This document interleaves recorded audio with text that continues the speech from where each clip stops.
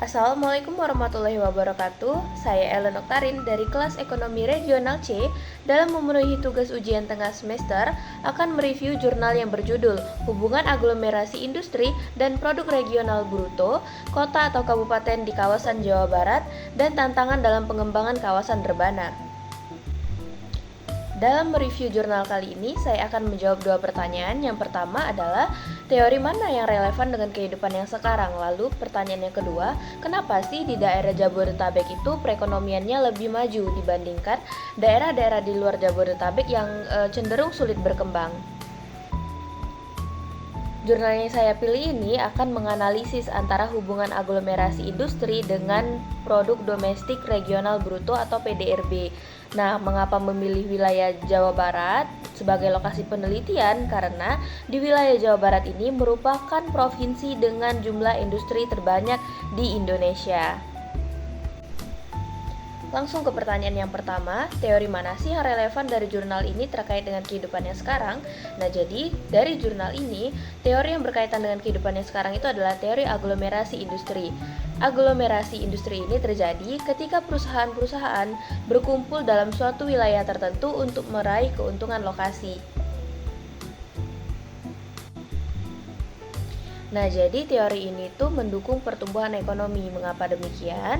Alasannya yang pertama adalah karena meningkatkan efisiensi produksi, lalu memperkuat rantai pasokan dan mempermudah akses tenaga kerja. Nah, jadi dalam penelitian ini Hoover Balasa Index atau HBI digunakan untuk mengukur tingkat aglomerasi industri yang menunjukkan bahwa wilayah dengan konsentrasi industri tinggi cenderung memiliki PDRB atau produk domestik regional bruto yang lebih tinggi. Kita lanjut ke pertanyaan yang kedua. Beberapa wilayah di Jawa Barat ini tergolong dalam wilayah Jabodetabek, yaitu ada Bogor, Depok, dan Bekasi. Jika ditanya kenapa perekonomian di daerah ini lebih maju dibandingkan daerah sekitarnya, karena wilayah Jabodetabek ini dekat dengan pusat pemerintahan yang berada di lingkup wilayahnya. Lalu alasan lainnya yang pertama adalah infrastruktur yang lebih baik. Di wilayah Jabodetabek ini terdapat bandara internasional, banyaknya jalan tol, pelabuhan, dan sistem kereta yang menghubungkan berbagai daerah. Nah, tentunya alasan yang pertama ini membuat distribusi atau proses ekonomi di daerah tersebut tentunya menjadi lebih mudah dibandingkan daerah lainnya karena cenderung lebih cepat. Lalu alasan yang kedua adanya ketersediaan tenaga kerja. Nah, alasannya karena populasi besar dengan tenaga kerja terdidik dan terampil mendukung kebutuhan industri dan jasa. Dan wilayah-wilayah di luar dari Jabodetabek ini, orang-orang yang ingin bekerja itu cenderung merantau ke daerah tersebut, yang artinya di wilayah tersebut mempunyai ketersediaan tenaga kerja yang lebih banyak. Lalu alasan yang ketiga adalah kehadiran pusat bisnis dan industri.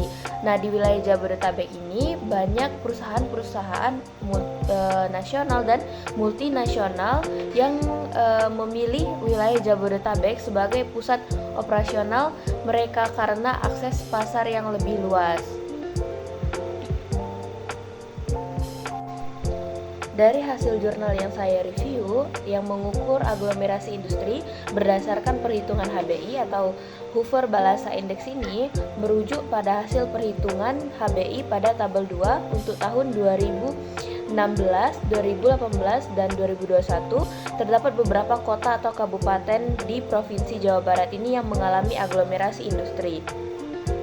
Dengan hasil tertinggi itu pada daerah Cimahi, yaitu HBI-nya di atas 4, dan di kawasan Sukabumi, Karawang, dan Bekasi HBI-nya di atas 2, dan yang paling kecil yaitu ada di wilayah Bandung dan Purwakarta dengan HBI di atas 1.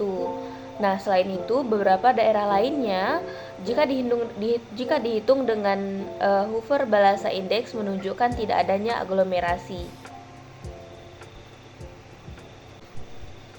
Namun, jika kita tinjau dari grafik produk domestik bruto, di wilayah kota atau kabupaten di Jawa Barat ini, wilayah Cimahi justru mempunyai PDRB yang cukup rendah atau termasuk kecil dibandingkan dengan daerah Purwakarta, Karawang, dan Bekasi yang menduduki tingkat aglomerasi tertinggi kedua, malah mempunyai PDRB tertinggi, yaitu sekitar 600.000 sampai 800.000 dalam satuan jutaan rupiah. Nah, kesimpulannya, secara umum tingkat perekonomian di Jawa Barat ini terus meningkat, tetapi laju pertumbuhan dari tingkat perekonomian tersebut adalah berfluktuatif atau mengalami naik turun dan cenderung mengalami perlambatan. Wilayah-wilayah industri seperti Bekasi, Karawang, Bandung, dan Bogor berkontribusi masing-masing lebih dari 10% terhadap PDRB di Jawa Barat. Berdasarkan hasil perhitungan dari Hoover Balasa Index atau HBI, terdapat 8 kabupaten atau kota di wilayah Jawa Barat yang mengalami aglomerasi industri, dan yang tertinggi itu adalah kota Cimahi. Lalu disusul dengan Kabupaten Bekasi, Karawang, Purwakarta, dan Bandung, Sumedang, Sukabumi, dan yang terakhir adalah Bogor. Nah, di antara wilayah-wilayah tersebut, hanya kota Cimahi yang mengalami aglomerasi industri yang paling kuat. Nah, pada kawasan Rebana, Kabupaten Indramayu memiliki kontribusi paling besar terhadap PDRB di Jawa Barat dengan total penduduk di wilayah tersebut yaitu adalah 19,97%.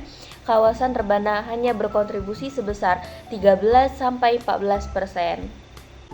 Usai sudah review jurnal dari saya akan menambahkan sedikit terkait dengan pernyataan bahwa wilayah Jabodetabek itu perekonomiannya lebih maju dibandingkan wilayah di sekitarnya. Nah, pernyataan itu mungkin benar, tetapi jika kita tinjau lebih lanjut, terutama dari segi aglomerasi industri dan PDRB di wilayah Jabodetabek ini, dalam pertumbuhan ekonomiannya juga bisa fluktuatif atau naik turun, dan dalam suatu waktu dapat mengalami yang namanya keterlambatan. Sekian video review jurnal dari saya. Semoga dari hasil video ini saya mendapatkan nilai yang memuaskan dalam ujian tengah semester kali ini. Mohon maaf apabila ada salah kata. Saya akhiri. Wassalamualaikum warahmatullahi wabarakatuh.